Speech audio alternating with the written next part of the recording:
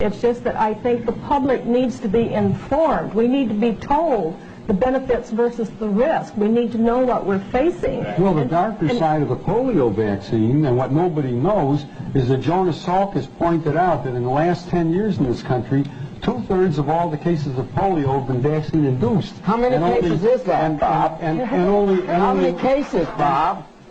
Would you not interrupt me for a second? I know that doctors are used to interrupting patients, but not another doctor. Absolutely. Especially another doctor. I think, but let's get. He does make a point that we should also say Sabin is live and live vaccine, and Salk is inactive. Is inactive, as we say in the laboratory. All right. How many was it? They ask. Well, how many people know that the European epidemic of polio, there were about 20 or 30 cases in this country.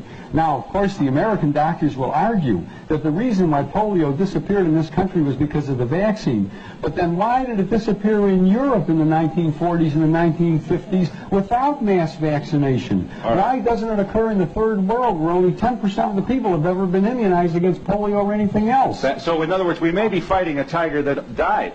That's quite correct. Ask the people in Great Britain. Ask the people in Japan who...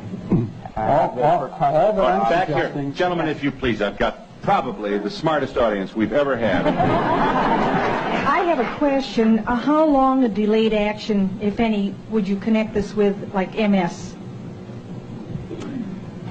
MS a possibility. Would multiple sclerosis be one of the possible results? As a matter of fact, there's a new publication that just came out from John Hoffman, who's a close associate of Tony Morris's, that gives the references linking MS in later life to the early introduction of live virus vaccines like measles and like some of the others that are live viruses. Now, at the present time, I would recommend that anybody who has MS or amyotrophic lateral sclerosis, or any of those degenerative neurologic conditions of later life, carefully review their vaccine histories. I would also like to comment to that, because in connection with my case, I've been doing some research. Let me tell him once again, Ms. Gundy, that you are a Guillain-Barré victim contracted following your receipt of the swine flu vaccination. Yes, and I am in the process of writing a book about my experience, and in the process I've done considerable research. And from what I have learned, it looks as if immunizations frequently cause autoimmune diseases, not only Guillain-Barré syndrome, but lupus, rheumatoid arthritis, multiple sclerosis, and other types of things. Now, I have no data at this point. We should also say that there's a good deal of evidence suggesting that multiple sclerosis may be the result of distemper in an animal that the victim received during childhood.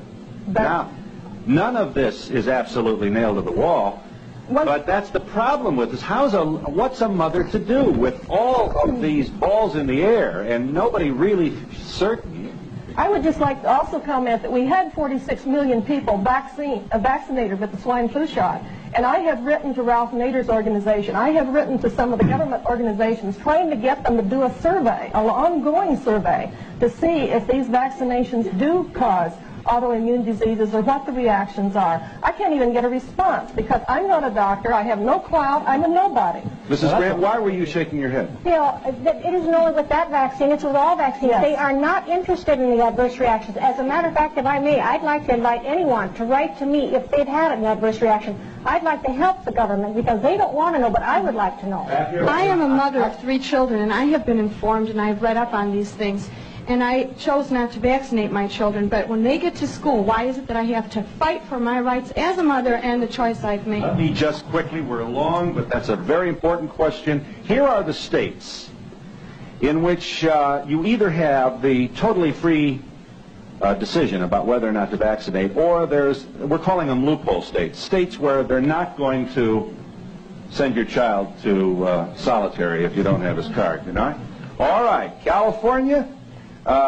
Not all children must be immunized in these states. Some require religious reasons. Some places there is a bureaucratic humma you have to go through to prove that you're this or that. And others it's probably easier. So just for the sake of simplifying this, Colorado, Idaho, Indiana, Iowa, Louisiana, Maine, Michigan, Minnesota, Missouri, Montana, Nebraska, North Dakota, Ohio, Oklahoma, Pennsylvania, Rhode Island, Utah, Vermont, Washington, and Wisconsin. If your state is not on there, it means that your child is going to be left at the kindergarten door feeling very, very much an outcast because he didn't get his immunization shots. And we'll be back in a moment.